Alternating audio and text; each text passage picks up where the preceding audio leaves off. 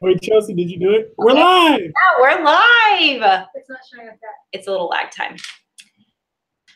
Okay. Good evening, everybody. We are live from TCU right now. It's a little lag time.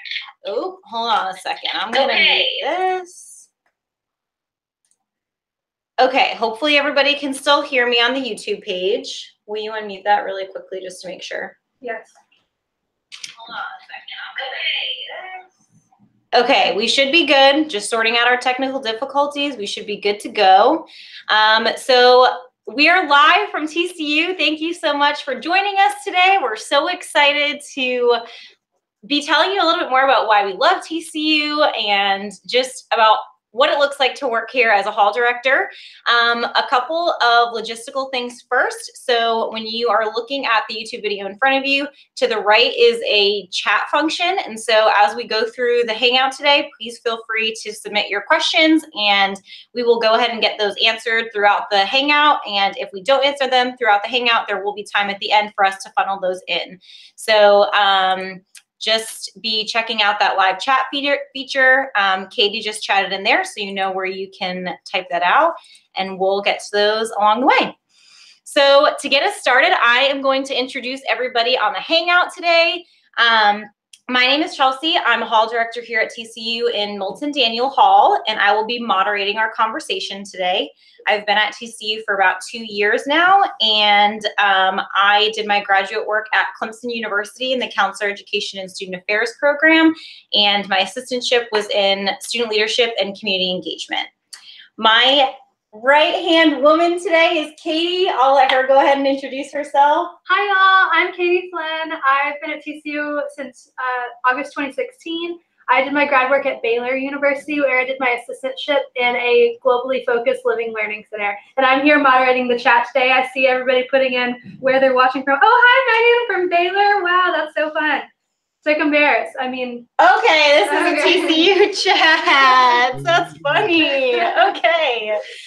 So we're going to go ahead and introduce the rest of our Google Hangout folks today. So Arve, go ahead and introduce yourself. Great. So my name is Andrew Arve. I'm wrapping up my 5th year here at TCU, all of them in Shirley Hall. And for grad school, I went to the University of Tennessee, and I worked in the housing department there. Hi, my name is David Abshire. I'm in the middle of my 2nd year here at TCU. I'm the hall director in the Grand Mark. I went to Ohio University for grad school, where I was a grad in the Office of Student Conduct. That's not true. That's not the name of the office, but that's the short name of the office.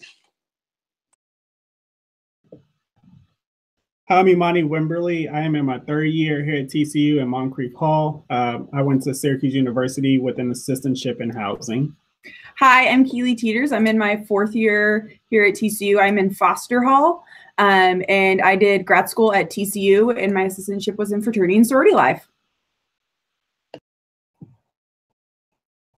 Hello, everyone. My name is Shauna Davis. I've been at TCU since June 2017. I'm the hall director of Waits Hall, and I did my graduate assistantship in housing at the University of North Carolina at Greensboro. Hi, everyone. My name is Tim Jordan. I'm a hall director in Marion and P.E. Clark Halls. I've been at TCU for 3 years, and I came from Clemson University's program as well. I had an assistantship in student housing. All right, so that is everybody who's going to be chatting with you a little bit today. So if you have specific questions for them, please feel free again to hit up that chat function and we'll make sure we get you connected. So to get us started, we're going to tell you a little bit about Fort Worth as a city. We are the 16th largest city in the United States. So really, there's just a lot that Fort Worth offers. Whether you're somebody who wants the true Texas experience and you get to go see the stockyards, or you're somebody who loves the mellow music scene, you can spend some time on Magnolia, or maybe you're a city person and you really want to experience downtown. Fort Worth truly does have something for everybody, which is something that TCU is really proud of in its surrounding city. So I am going to go ahead and send our first question over to Shauna.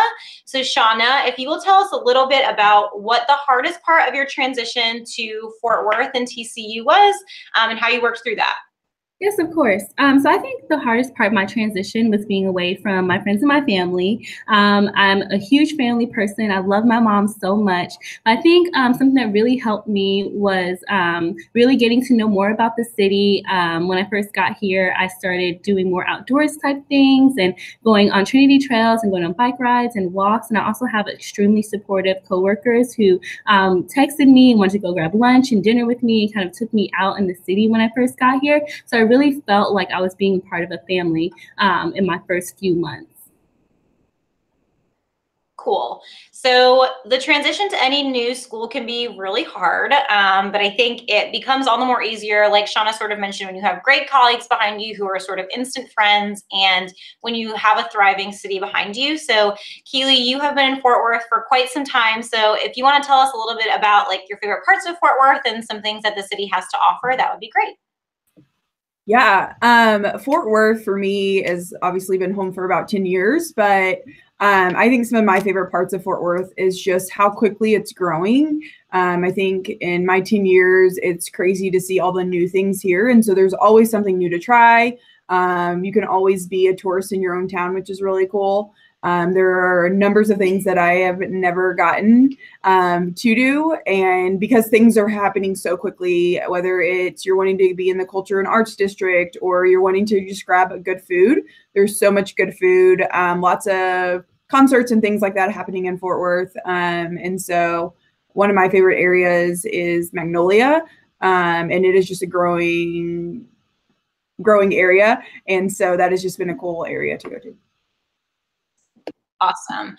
I think the other cool thing about Fort Worth is that we're super close to Dallas as well. So that is another city that you can kind of venture off to if you feel like you want to go beyond the Fort Worth border. So I know Shauna has also spent a lot of time in Dallas. So Shauna, if you want to talk about some benefits of being able to connect to that close city as well, that would be great. Yes, of course. So yes, I do spend a lot of time in Dallas. They have a great arts industry in Dallas. I just recently went to the Color Purple musical, which is really great to go and see a movie that I really love turned into a musical. They also have an area called Deep Elm where, Deep Ellum, where there's a bunch of food and restaurants. I'm a big foodie. I love to eat. And so like I'm down there all the time trying out all the various restaurants down there. I've also connected with a lot of young professionals in the area and joining different groups. Like I love brunch. I'm a huge brunch person. I told you I love food. And so like I go down there a lot to have brunch with a lot of young Black professionals and really getting to know different people within the area. Thanks, Shauna. So hopefully that gives you a little bit of a vision for what Fort Worth could look like. Mythbuster time, it is not just the cowboy town that people make it out to be. So, you know, you don't come to Fort Worth and just see people in cowboy boots and big belt buckles and cowboy hats, though you might see some of those people. It really is a very diverse, growing, exciting city. So that is really cool to be a part of.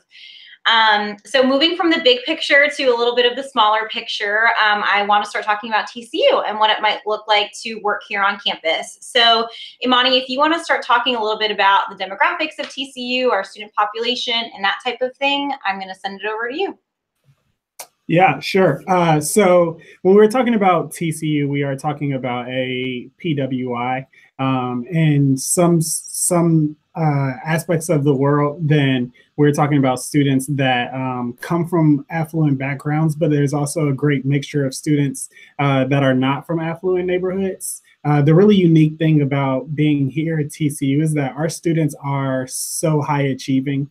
So I've had countless conversations with my students about how they're upset that they got an A- on a test or in a class. And just that is a testament to the type of student we have here. They're all extremely involved in classes, as well as a million different organizations on top of maybe working a job or two.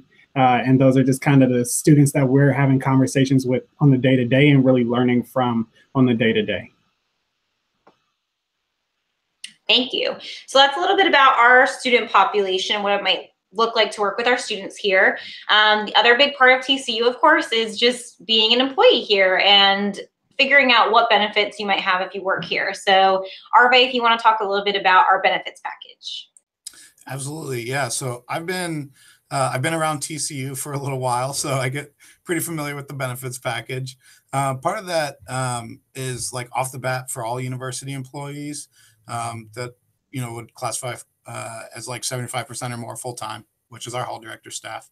That there's 22 paid vacation days a year, which is awesome. If you think about that as being 3 weeks plus a day, that's not too shabby. That's a good thing for us. We get vested after 2 years.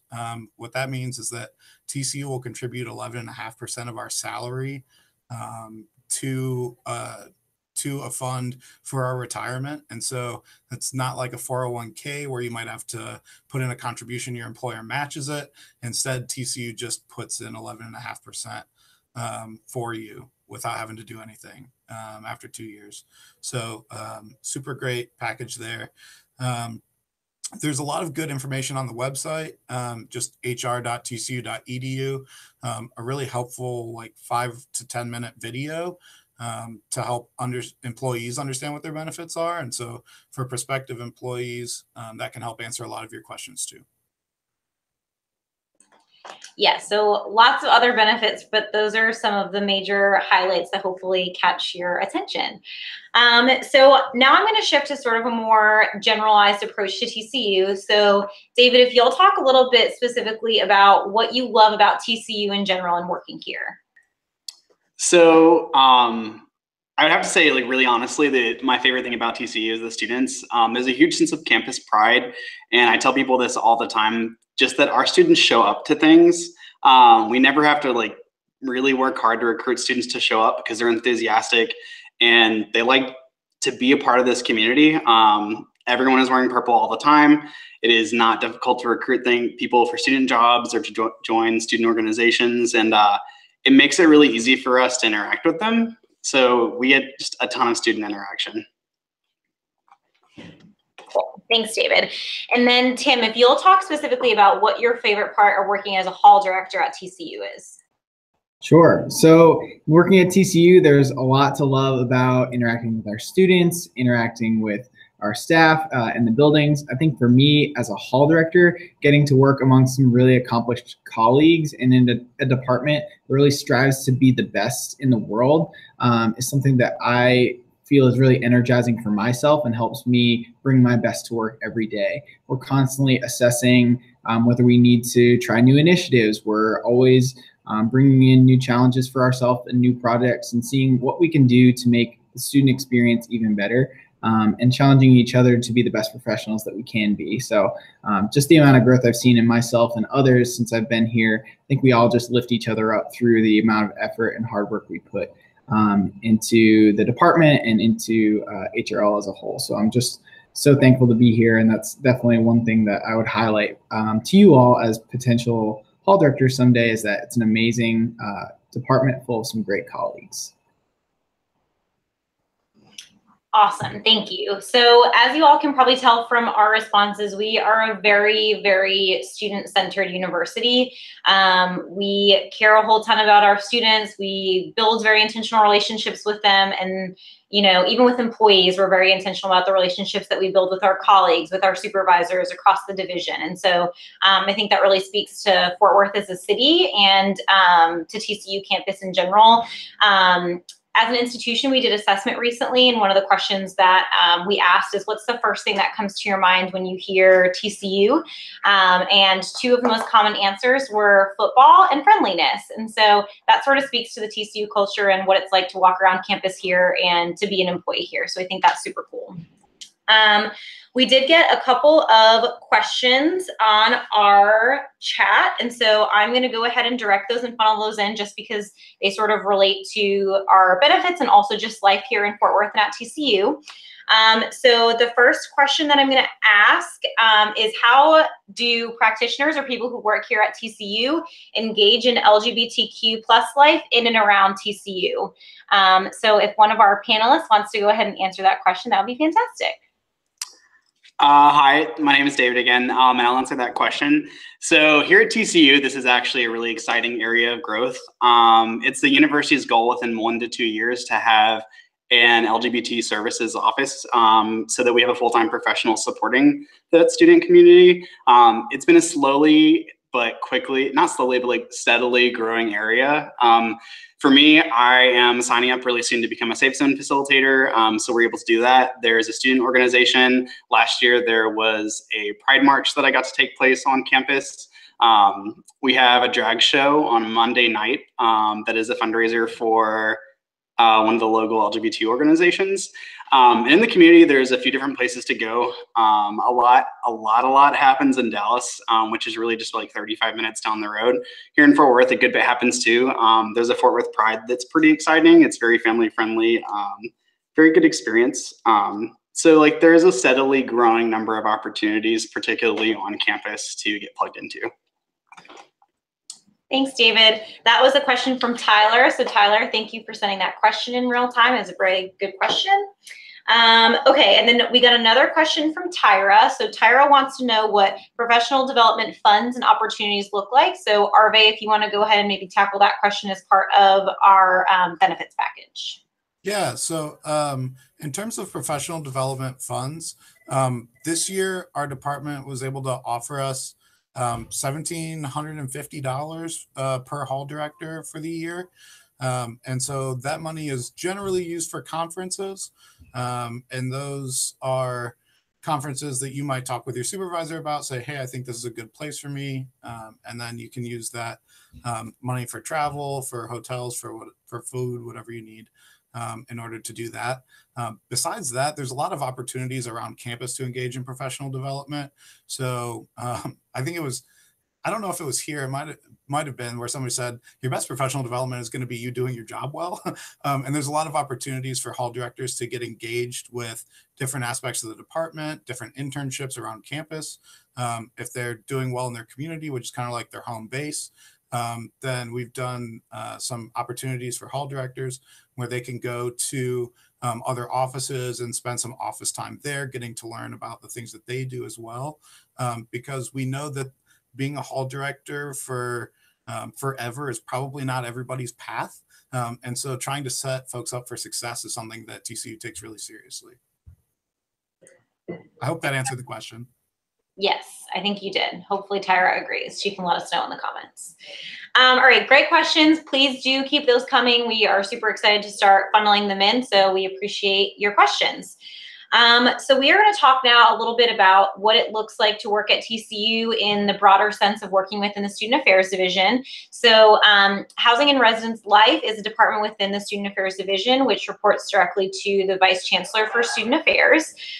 So because we have that direct connection, you'll find that we have a lot of collaboration with other departments across campus. So that could look like campus recreation. It could look like student development services. It could look like student activities. It really spans the whole variety of student affairs. And so, Tim, if you want to talk specifically about what some initiatives and experiences have looked like for you to collaborate with other departments within the division.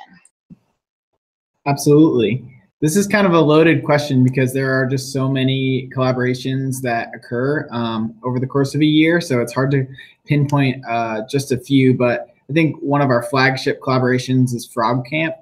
Frog Camp is part of our summer orientation process. And so at Frog Camp, they ask for faculty and staff mentors to serve within some of those student groups. And so each of the hall directors has attended a Frog Camp or multiple Frog Camps over the past few years and has gotten to experience that that collaboration with Student Development Services and our orientation team in bringing them together. There are other things that come across throughout the year that we have just done, such as Tunnel of Oppression, was a collaboration with a whole bunch of different people, but mainly inclusiveness and intercultural services, but also was reached out to all different types of groups in case they wanted to sponsor a space within that Tunnel of Oppression. Some of these are longstanding traditions like Tunnel of Oppression or like Frog Camp. Some of them are things that you can create on your own. So myself and then Katie had a passion for outdoor recreation. Yeah, let's show Katie real fast. And so we sought out the Campus Recreation Center and tried to figure out what we could do to provide some unique opportunities for our students. And so we've developed these sort of urban adventure campaigns where we go down to Austin and we spend time on Lady Bird Lake and we go to Mineral Wells And then we also go and like walk the streets of downtown Austin. And so we've gotten to create those experiences for our students because we're at a place that really says yes to collaboration and says yes to partnership. Thanks, Tim. Okay, so the other big piece of collaboration that we have is some of our communities on campus are themed by academics. So we have language houses in our Tom Brown, Pete Wright community, which is our apartment style living. And so those houses, or those communities rather, are specifically designed for French students and German students. So if they are majoring in French or they know the language well, it's really intended for them to get immersed in the culture and to live with people who are excited about that culture and want to learn more about it. And so that is an academic partnership that we have in the Tom Brown, Pete Wright apartment style communities. And then I am a hall director in our honors community. So Milton Daniel has a specific partnership with the John B. Roach Honors College. So we house about 90% of honor students in this building. And we have about 10% of upperclassmen that live on the third floor that are upperclassmen that serve as mentors to the first year students. So that's a really big partnership we have to just collaborate outside of the classroom, whether it's having study spaces where students come together to prepare for a big biology test, or bringing honors advisors in every Tuesday morning to have drop-by advisor hours, or bringing in the dean of the honors college to have a program or a conversation around the current culture of campus and how things are going. We have a really collaborative partnership, and that is something that we really pride ourselves on as a community. So hopefully that gives you a little bit of a taste of what collaborations across campus could look like, both in the student affairs side and on the academic affairs side as well. The next thing that I want to chat a little bit about is the structure of housing and residence life as a department in general. So Keely, if you'll talk a little bit about kind of what the org chart / feel of our department looks like, that would be great. Yeah, so our department is kind of commonly referred to as being very flat. So while we have the hall directors and the assistant and associate directors and our director, we have a very open door kind of feel to our community. And so it's not something where if my supervisor isn't there, I can call one of the other assistant directors, or I can even call Craig, who is our director. And so I think that's part of the relationship model we have, is that everyone's there to be a support to everyone. And so it just makes it really easy to be able to go and have a resource in a lot of different people. And so I think it's something I have really enjoyed, is I know if my supervisor's not there, I know that there are like 6 other people I can go to find an answer. And so that is all kind of part of the culture of just being there and building those relationships. And so many times that even as we go to our main office, I know to like plan an additional 20 minutes because I am going to stop and have a conversation with all the different people in the main office, because that's just part of what is kind of the expectation, because we are a relationships heavy office. And so that is something that I have really enjoyed with the culture of our department. So as Keely mentioned, that is sort of indicative of our culture and our vision as a department in general. So we at TCU talk a lot about our KCE model, which is our knowing, connecting, and empowering model. It is our entire framework for why we do what we do and how we do it in housing and residence life. So I am going to let Shauna talk a little bit more specifically about that KCE model, how we live it out as hall directors, how our resident assistants live it out, and just a little bit more about how it ties into your role as a hall director. Yes, of course. So as Chelsea said, our programming philosophy is knowing, connecting, empowering. I think one of the great things about our department is that each hall director can tailor that model to fit their individual community and their population of students. And so for my community, I have first year students. And so we really focus on getting to know our students in the first 2 weeks and making sure we know their name and their majors and making sure they feel valued, not only in the residence hall, but also on campus.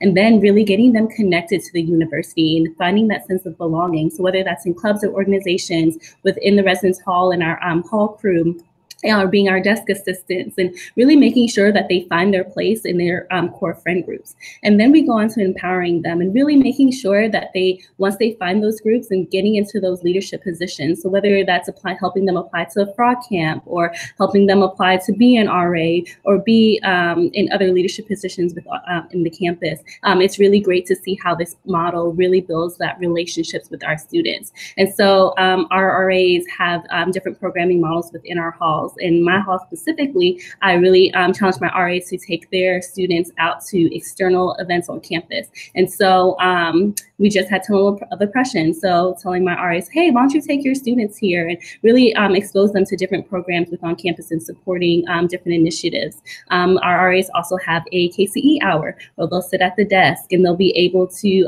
get to interact with their residents and the residents of their building during that time, and host different desk programs. So like we just had like a Super Bowl passive program and trying to figure out who's going to win the Super Bowl. I didn't watch the Super Bowl, so I don't really know who won, but that's okay. There was a program about it. And so we just try to interact with our residents and really try to get on their level in that way, making sure that they feel connected and that we know them and we care about them personally within the residence hall. Thanks, Shauna.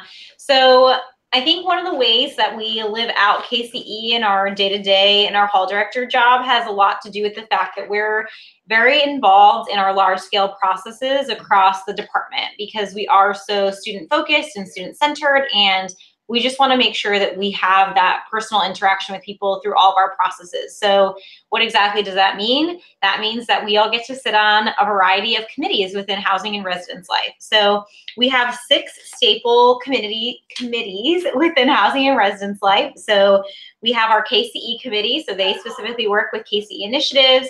We have an assessment committee, we have a hall director training committee, an RA training committee, an RA selection committee, and a wellness committee. So there, again, are lots of opportunities to be professionally developed through those committees, but also an opportunity for you to intentionally KCE with students and your fellow colleagues through involvement on those committees.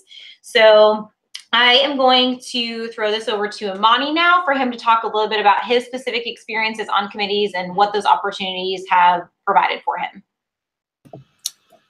So I've had the pleasure of being on a few different committees over the course of my 3 years. So I have fortunately been the lead of 2 of those committees.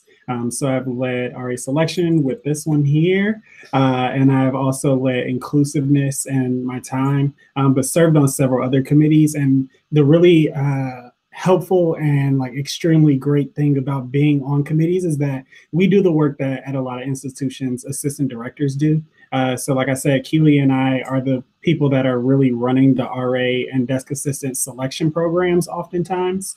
So we're the ones that are creating the schedules for interviews and figuring out who are the people that we want to recruit and bring onto the staff for next year. And that is the same for people that are on any other committees. So they are actually doing the work that oftentimes somebody hires a assistant director of housing for residence life in terms of recruitment and selection and things of that sort. Thanks, Imani. Can you answer the question for us about how you might start joining a committee, or how many you're allowed to be on, and just what your capacity in that looks like? Sure. So as Chelsea said, we have 6 committees, not including ad hoc committees, which meet every once in a while. However, it'll be completely dependent on you and your supervisor. So as you come in, then you and your supervisor will have a conversation about what are some areas of interest or passion areas for you, and how does that align with the committees that we have in place, but also most importantly, about the workload, right? So our supervisors will know exactly what being a hall director here entails, and they will make sure that they're giving you a steady but consistent workload so that you don't overwork yourself once you first jump in, because you'll want to say yes to everything. So there is not a specific number in terms of committees you can serve on, but really what you and your supervisor decide you all can do. And like I said, you'll go about joining those by having that conversation and expressing that interest. Thanks, Imani.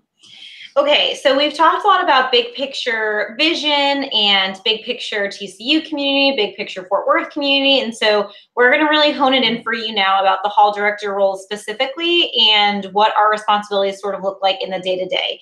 So Arve, if you will start just chatting through with us what some of your day-to-day responsibilities look like when you're serving in the hall director capacity. Sure.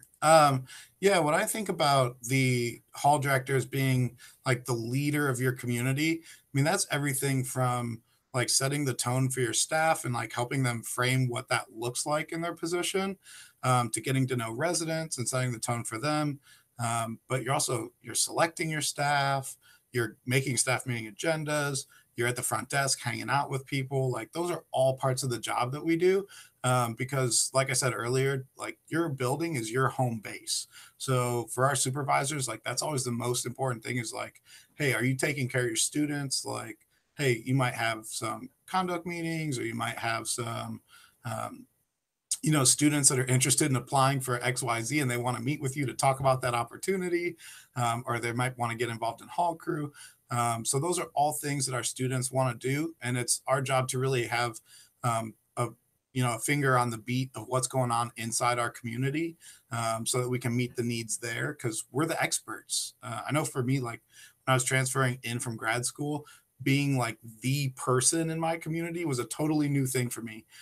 And so that was a really awesome experience, to finally like, wow, I get to like do this the way I want to. And it was a lot of like coolness with that, but also a lot of responsibility that comes with that because I have 320 students that I'm responsible for. And so that's always like my first responsibility as a hall director.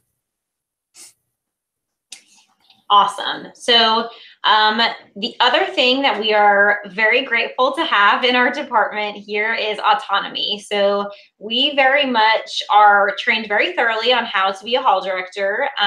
But once we kind of learn the swing of things, our supervisors empower us to do what's best for our community and to be very autonomous in what we want our vision to be as hall directors and leaders of the community. So I'm going to let David talk a little bit about what it looks like to be autonomous within your community and what you sort of have control over as a hall director in your community. So this is something I really enjoy talking about because it's something I really value in my job and I really valued when I was searching for my first professional role.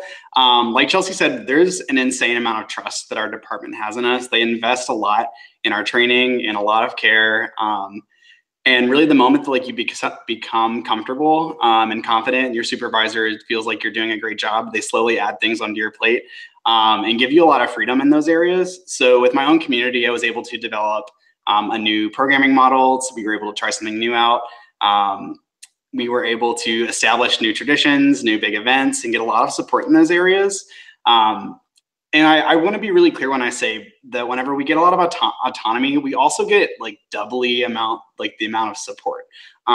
So we don't have supervisors that just disappear out of your life once you're operating on your own. Like they stick by you and they check in really, really frequently just to make sure that you're okay and that you're feeling confident and that you're feeling successful. And that's something that I've really valued since being here. Okay, so autonomy is really exciting for a lot of people, but some of us might be people who are very type A and really crave structure. So I was one of those candidates coming into the job search process 2 years ago, sort of panicking about this concept that TCU is a very autonomous department. So Keely, if you will talk a little bit about how you create structure within the autonomy, I think that would really help some people out there who are like, oh my gosh, I have to figure all this out on my own. What do I do? Yes, so I will agree with Chelsea. I really thrive off of structure. And I think one of the like really nice things about having autonomy is you get to create what you want to create. And so within my residence hall, I have gotten to create my own structure and how I do things. But also that autonomy has allowed me to learn how to be a little bit more flexible in my job and working with my students. And so I think that has been one of the really cool things. And so being your supervisor is going to be able to get to know you in a really unique way, and they invest a lot in us.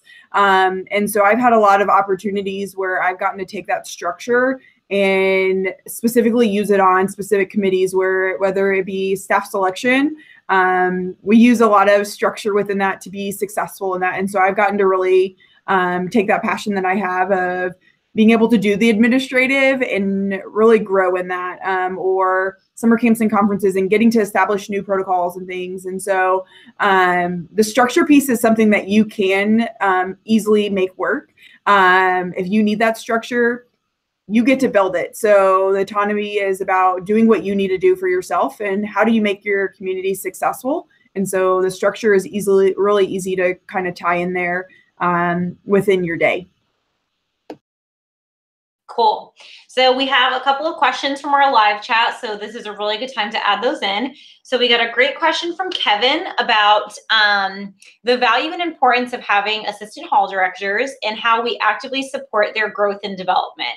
So Tim, if you'll talk a little bit about why our AHDs are so important to us as hall directors and how we intentionally spend time developing them. And if you'll also talk a little bit about the RAs and how we develop them in their role as well, I think that would be good to add as well. Sure. So I think all of us here would be lost without our AHDs. They're integral in the process of creating a community and making it run as smoothly as we try and run our communities here. For everyone watching, our assistant hall directors or AHDs serve as our sort of senior RA type position at TCU. Within that position, they are fully in charge of supervising, staffing, training, all of our desk operations. They also serve as that liaison between the hall director and the staff in developing the staff, in addressing staff concerns, and sort of being the go-to person on your staff, as well as the role model to kind of bring about the positive attitude and handle change that comes throughout the year. So as far as developing them, we try and create a cohort feel for our assistant hall directors. So our assistant hall directors meet once a month with one of our associate directors, and they also have additional training both in the fall and in spring training. So we intentionally find lots of times to bring them together as a group so that they can bond with one another and support each other in addition to the support that they get from their hall directors. And some of that support time also is developmental for them. We've brought in guest speakers from Student Development Services and some of our Leadership Center to try and talk about mentorship, to talk about how to best organize their lives and how to use the skills they're gaining as assistant hall directors in their careers post-graduation. So it's a really enriching experience for them because they get to do everything from kind of leading the staff to bringing people to bringing their desk assistants together and kind of developing a community from a customer service perspective. So there's a lot of things that our assistant hall directors do on a day-to-day basis, and they find a lot of value in the skills that they build there. And we are always kind of coming back to them with, how does the staff feel about this? What can we bring back, to the staff, and what do they need? And so our assistant hall director is our sounding board there as well. As far as our RAs, we have extensive training with them, but I also would consider this more of an autonomous process in the sense that you're expected to know, connect, and empower your RAs as much, if not more, than all of your residents. So you're getting to know your RAs through your one-on-one meetings, and you can't just let it stop there. You need to be connecting them to the resources they need to fulfill and have successful careers. You need to empower them to embrace different opportunities and challenges. And so hall directors bring in all sorts of different developmental activities and initiatives to their staff meetings. They'll challenge their staff to take part in different initiatives across campus. And then during our trainings, we really bring them together and have created a lot of models that make our learning very hands-on in the department. So a lot of words to say that we're always changing how we develop our students because the needs of our students are always changing themselves. Cool. So we have another question as well tied to the hall director role. So this is coming from Carissa. So thanks for this question, Carissa. Imani, I'm going to have you go ahead and answer this question. So if you'll talk about what the biggest challenge our department is currently facing is, and then what the biggest challenge that hall directors are currently facing in their roles.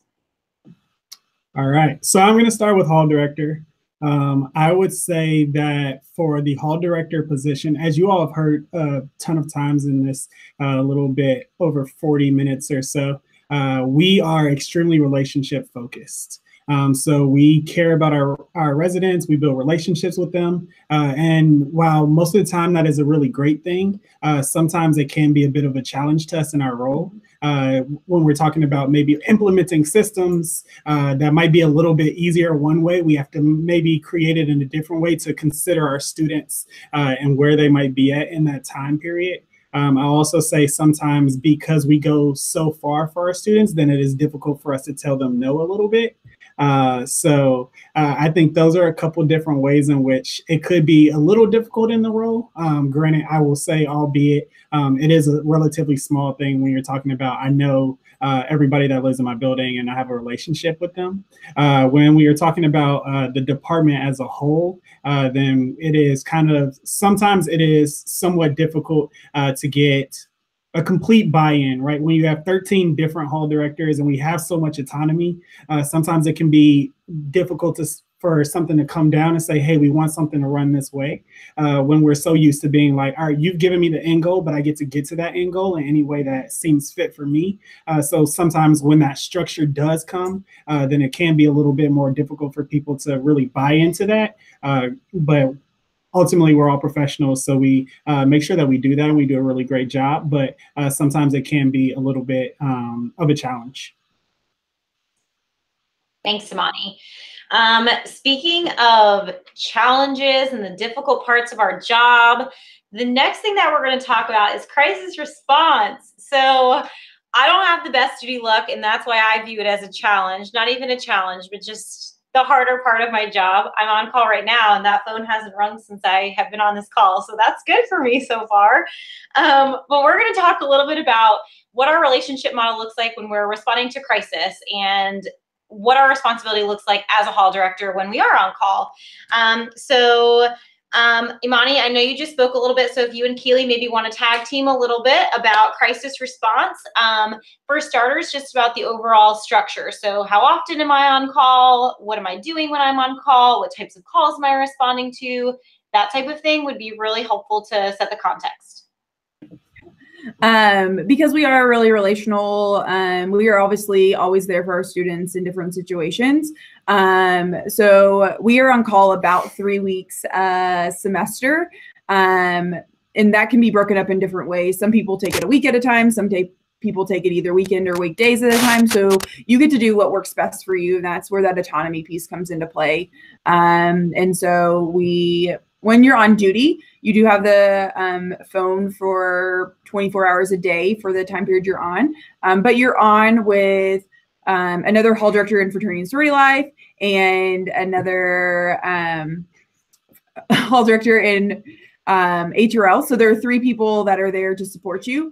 And then you also have multiple people above you to support you in that. So we have directors on call from both housing and residence life and fraternity and sorority life, and then as well as our deans on call, and then TCU PD. And so there's a lot of resources we have, not only to be supported within our duty time, but also to support our students. So like Chelsea said, some weeks are really crazy and some weeks you may not get a call at all, and there's no way to predict that. But we want to be there to support our students in whatever is happening. And so there may be times that you're just simply getting a maintenance call and needing it to call it into our physical plant and report up to get something fixed. And so that may be a time that it's a 2-minute call and you don't really have to do things. Or it may be that our RAs just need to process through to make sure that they're following protocol or they're doing what they're supposed to do correctly. And then there's other times where we do have higher level crisis, whether it be medical or suicide ideation or things like that. And those are obviously times when we do arrive on scene and we work with our students through that. But I think one of the big things is that we don't stop at our interactions with our students.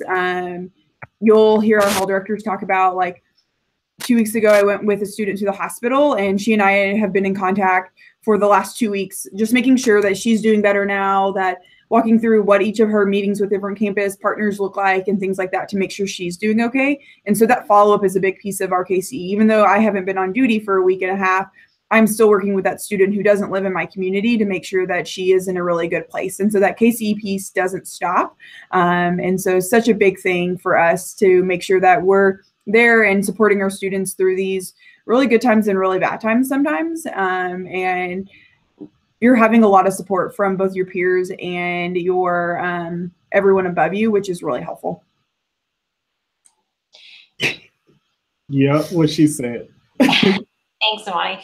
And Keely. I imagine some of you are probably wondering, do I need to have crisis management experience to do this job?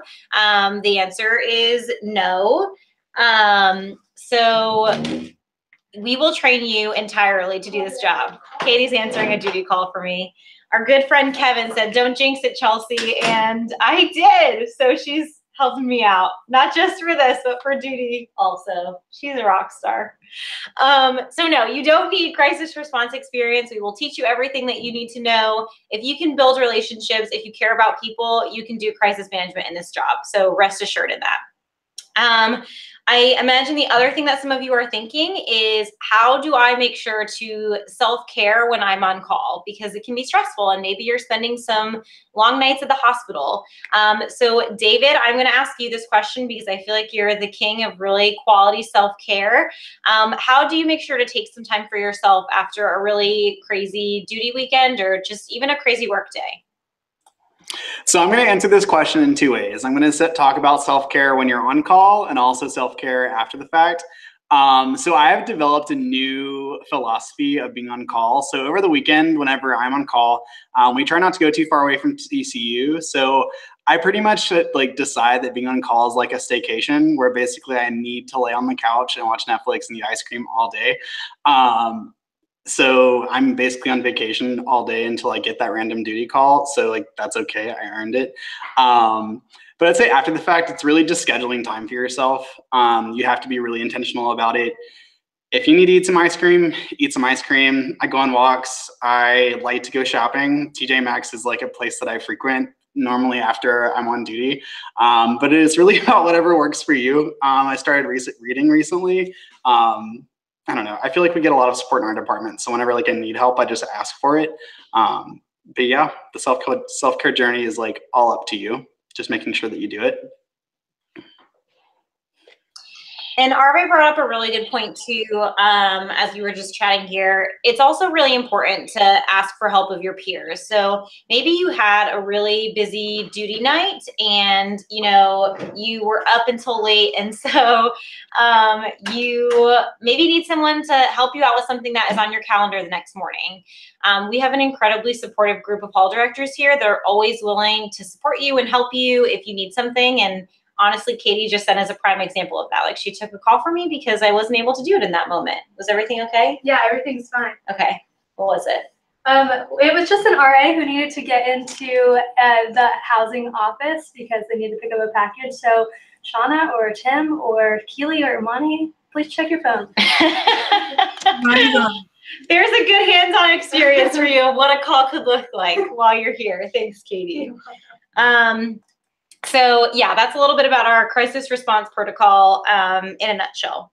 So the next series of questions are going to just be related to the job. So what people like about the job, an area of growth that they've had in the job, that type of thing. So we will start with Arve and answering maybe how you've been able to incorporate your passion areas into your job and how that has maybe built your love for your position. You've been here for 5 years now, so obviously you love what you do, and maybe how you've been able to incorporate your passion areas is something that's really kept you here in the role.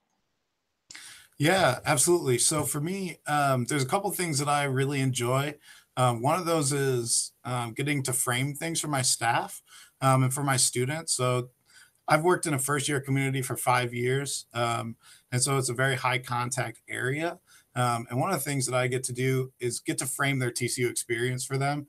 And I swear every year is a new opportunity to change something up, try something different, or to do something better. And so that's really awesome for me because I just like that continual improvement. But the other thing is I'm a big geek when it comes to numbers. So I've been able to lead our assessment committee for the past few years. And we just got through doing Sky Factor, formerly EBI, so a giant survey that we do every other year. And so for me, that's a great opportunity to share my passion and talents and help to make the department better. So for me, that's a giant way that I can do that. But then in also leading that committee, sometimes that's helping other RAs or other hall directors understand what that means. And so I got to lead a session during one of our hall director staff meetings about what their sky factor data looked like for their hall and how to read through that. And it was a great opportunity for me to just nerd out a little bit and get to share that with other folks. So for me, that was an easy one. Cool.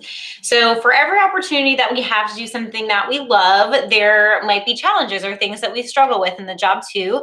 And that will be in any position that you have, whether it's entry level or mid-year or a senior student affairs professional. So Keely and David, we'll start with Keely. Can you talk a little bit about what an area for growth for you was in the hall director job, or maybe currently is, and how you've worked through that? Yeah. I think for me, an area of growth that I have really seen and just really focused on the last probably year and a half is our students, as Imani talked about earlier, are just really high achieving. And so they're high achieving in the classroom, they're high achieving outside.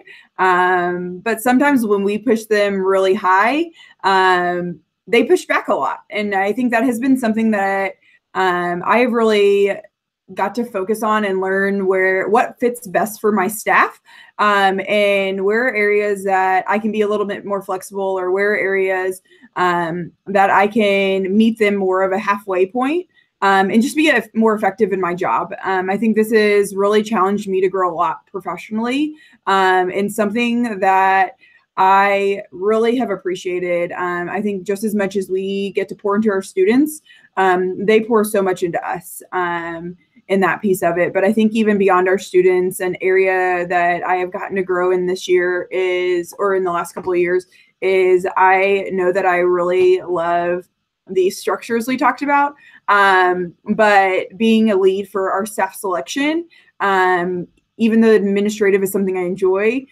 each year the assistant director in that position has given Imani and I even more to grow on and to develop in. And so even this past year, Imani and I completely flipped what we were doing. And so all the parts I did the first year, he took, and all the parts he did, I took. And so we now have the entire process and know how to do all parts of the selection process, which I think is really cool and really unique, that our AD that worked with us was super supportive of, and throughout that process. And so I think there are a lot of times where we get to grow in these areas, and continue to be challenged. David, go for it. So for me, something that has been a huge growing experience that I'm really grateful for is getting to balance like a huge variety of responsibilities in my role. So like I said earlier, I came from a student conduct background, which was a very like specialized focused role in student affairs. And then I went from like that end of the spectrum to housing, which is like everything. And that's been a really cool experience. I needed some variety in my job, but also that took a level of like organization that I had to learn for myself, and learning how to prioritize time and how to like decide what am I going to work on today whenever I have 20 things to do, but I only have time for 10, and deciding what that's going to look like and learning to delegate has been a huge experience for me. My supervisor and I talk about it a lot, and just like what my strategies are. So you can't see it right now, but I have like a bunch of sticky notes on my desk, and I have to be really careful because if I don't keep myself organized, my entire desk is just one big sea of sticky notes. And I'm really proud that it's not that way right now. But that's been a good growing experience so far. Cool. All right. So a question going off of that is, what surprised you about the job? So Shauna and Tim, will give the both of you an opportunity to talk a little bit about maybe what caught you off guard, either when you first started the job or just in your normal day-to-day. So I can start. So something that really surprised me is the level of relationships I was allowed to have with my residents and my students. They really want to get to know you and be a part of your personal life. And I thought that was something that's so amazing, how they just care so much about you. And my students come into my office all the time just to sit and do homework or just to sit and talk. And so I wasn't really expecting them to want to get to know me so much, but something that I really love. And I've grown to know so many different different types of people, and they've taught me so much about myself and about them and about their backgrounds, and really has opened up my worldview. Yeah, and I think taking a big picture perspective, look at kind of the job, and what surprised me is just how kind of engaging it is and how challenging it is still 3 years later. I know that in graduate school, I was a graduate hall director, and this is year 3 for me at TCU. And so I've been supervising a community for, this is year 5. And yet, especially at TCU, I find consistent challenge in my work. I find lots of rewarding opportunities in my work, and lots of opportunities for myself to grow as a professional. So I think the job as a whole has just been so much more than I bargained for coming in, and TCU has been the best place for me. That was really well said to both of you. I think that perfectly captures why TCU is such a great place to work, whether it's because of our incredible students who we invest so much in, but they also invest a ton into us, and also to work for a department that constantly challenges you, supports you, and encourages you to grow and to prepare you for the next level. So I think those were really great answers to kind of tie it all together. We do have a couple of lingering social media questions, so I'm going to go ahead and throw these out there. For those of you that are watching live, if you have questions that you haven't gotten to ask yet, please go ahead and send those to the chat bar now so that we can make sure that we answer those before we finish the call. So we have a question here from Dale, which is, what conferences do HDs typically attend? Arve, you can go ahead and answer this one. Yeah, so there's a lot of conferences that our hall directors have attended. I've been to the NASPA Multicultural Institute. I've been to SWACUHO, which is our regional housing conference. I've been to that every year that I've been here. And so if you're not maybe in the Southwest region, you should like totally check it out. Or if you are, you should check it out too. It's just a great time. I get to help out there. And let's see, we've had several hall directors that have been a part of the National Housing Training Institute, or NHTI, which is kind of an application-based conference. NPI, the New Professionals Institute. We've had several folks attend also. But really it's a good opportunity to see, hey, where are my interests and where does that align with my job? And then talk to your supervisor about what that looks like. Because we've had people go to everything from the NASPA alcohol and other drug conference to diversity and transitions conferences, you name it, and we've probably sent somebody there. So it's a good opportunity to talk with your hall director about how those things are going to benefit you. Other things are special interests. So some of our hall directors have gone to like women's leadership conferences and things about areas that they're passionate about, especially some of our hall directors that have been in an all-female community. So where those things overlap is a great opportunity for us to get great return on investment from the department level, but also professional development for the hall directors. Awesome. Another question that we have is from Carissa. So Shauna, I'll have you go ahead and answer this one. How important is self-care at TCU since you live where you work? Oh, yes, definitely. I have we all have extremely supportive supervisors. And so our supervisors really want to make sure that we're doing well emotionally and personally, and making sure that our workload is reflective of that. And so I definitely feel supported if I go to my supervisor and I'm like, hey, like, I'm really stressed out about this. And they're really wanting to talk us through and process with us of how can we lighten some things up, and making sure that what we're doing in our hall is reflective of how we're feeling. And so self-care is a huge thing at TCU. We're always supportive in making sure that we are taking care of ourselves personally, and then making sure that our job is being done. Thanks, Shauna. Katie is writing a question down for me now. So give me just a second. I can see it sort of. Okay, here we go.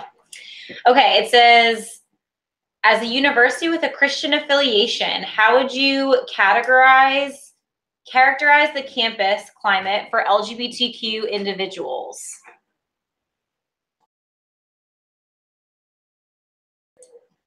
David, if you want to answer that question, that would be fantastic. I wanted to give anyone an opportunity to answer. So it is definitely growing. It's a place, so I'll start by saying this, is that TCU is an incredibly loving place. People see that C and get a little nervous, and I'll have to say, like, as a member, identifying as a member of the LGBTQ community, that was something I was a little nervous about. But really, the moment that I got here, I realized that wasn't something that was going to be challenging for me. That C doesn't get in the way of our students being in themselves and being comfortable and well supported by the staff. I don't know, it's something I feel comfortable talking about in the workplace, with all of my friends. All of my students know that about me, and I feel very comfortable like letting them know that side of myself. We are in the Deep South, and like we said, like this is like technically a Christian affiliated university, but that faith doesn't come necessarily into our job every single day of the week. And I would say overall, like the faculty and the staff are super, super supportive and open and affirming. And overall, I'd say that my students have surprised me pretty consistently in how open their hearts can be. So it's been pretty good for me. We also have 50 different faith groups across campus too. So though we are a Texas Christian university, we are really representative of a multitude of faiths. And so that is really encouraging for people to come on campus and to feel like they have a place here within whatever faith they believe in, should they choose to believe in one. So I think that's really unique about our school as well, despite the Christian affiliation that sometimes comes with TCU. So there's no like statement of faith that you have to submit. There's no mandatory chapel time that you have to attend. TCU was founded under Christian principles, which is where TCU comes from and the Christian and Texas Christian University comes from. But like David sort of mentioned, it's sort of a lowercase c, a middle name C, something that means something to our institution and our core values, but not something that really is infused in our day-to-day life here. So I think that's something that is really good to know. And a question we do get often from, employees or students or anybody along those lines. Okay, Amani, I'll have you answer this question. How different is it to work at a private institution versus a public institution? Sure. So the way that I like to kind of explain the difference is when you're talking about a private institution, you're talking about a contractual agreement. When you're talking about a public institution, you're talking about a constitutional agreement. So essentially what that means is if you are attending a private school, then it means I have told you you have all of these rights and responsibilities, usually in like the student code of conduct handbook. And it means that all of the things that I told you you will have. But there are other things in which you don't necessarily have to have. So you'll sign off of that. When you're talking about a public, then you are talking about an institution in which it is constitutional. So everything that is in the Constitution is what is offered by your institution. And working those, you will see oftentimes a difference in terms of like budgeting. So when you are at a private school, oftentimes, but not always, then you're talking about a larger budget because there is usually a larger price tag in terms of keeping amenities going for that private institution as opposed to a public institution. Awesome. And that question was from Katie. So thanks, Katie. All right, we have one other question left, and I think this is a really good one to wrap us up. And it says, what do you think are the top 3 personality strengths necessary for flourishing in the hall director role? I think this is a really good question. I'm going to try to take a stab at it, and then if anybody else wants to chime in, if they think something different, you are certainly welcome to. So I think this question is a good one because I truly don't think that there are any 3 characteristics that define a hall director. We are a team of very different people. We believe different things. We value different things. We approach our job differently. But at the end of the day, we keep our buildings running super smoothly. We care immensely for our students. And so I think that's something that we share as a common purpose. So I wanted to put that out there as a caveat because I don't think there necessarily are traits that run through us all in that way. But I think if I had to name 3 personality traits that are probably most similar amongst us all, one would be positivity and adaptability. So as you can probably imagine, housing is not always easy. It comes with its challenges, and it's not always black and white. There's a lot of gray that you have to work through. And so we as a department, I think, really appreciate and value people who can be positive and can just have a can-do attitude in regard to every aspect of their job, even when it gets really, really challenging. So I think that's one thing that we definitely look for.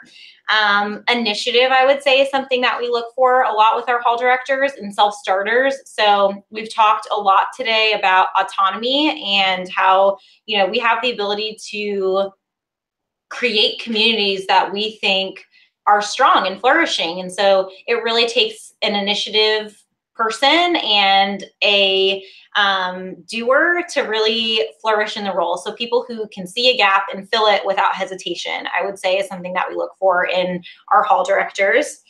And lastly, I would say that we all have a really good sense of professionalism and tact. We love our department, we love our institution, and every day we reflect that in the work that we do. So we always want to represent our department well. We want to make our supervisors look good so that they can make their supervisors look good, so that they can make their supervisors look good, and so that they can make TCU look good. And so we all genuinely try continuously to put our best foot forward and have a great sense of professionalism and poise in the work that we do, to just let people know that we are as strong of a department as we say that we are, because we believe in the work that we do and we care a whole lot about our students. So I don't know if anybody else would add anything different about something that we all share in common in terms of personality traits. Yeah, I'll take a stab at it. I would just say you got to it at the end too, but just a really big desire to care for your students. This is what you consider like a high touch institution. Like, we have a lot of students who are really invested in their own education, and that want to be part of something great. And it's up to us to help provide that for them. And so somebody who's really passionate about the student experience and thinking about that in a critical way. How do we do this the best? How do we provide the most for our students? Is something that I think we really value and think highly of.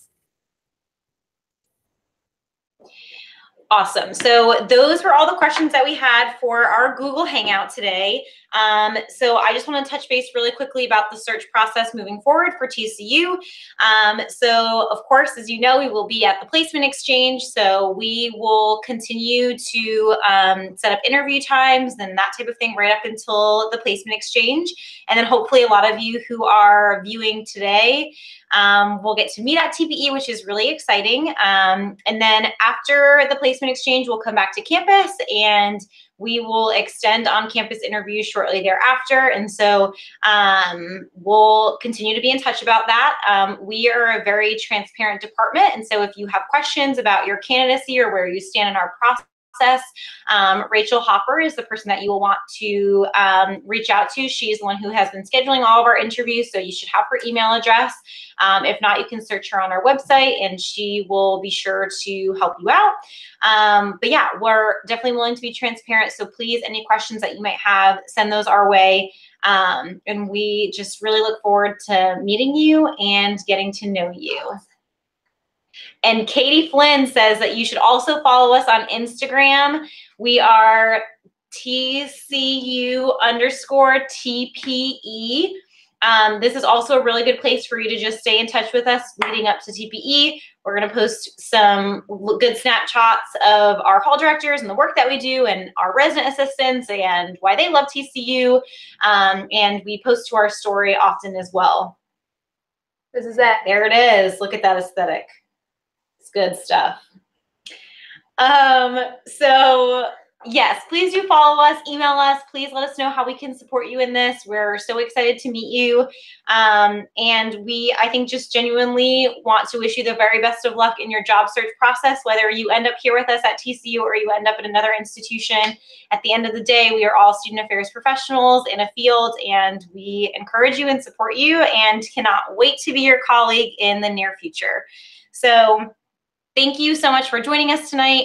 Right after we end this call, there will be a link that we will share if you ever want to go back and refer to questions that we have answered for you today.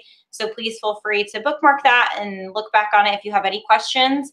Otherwise, we will see you at TPE, and go Frogs! Have a great night.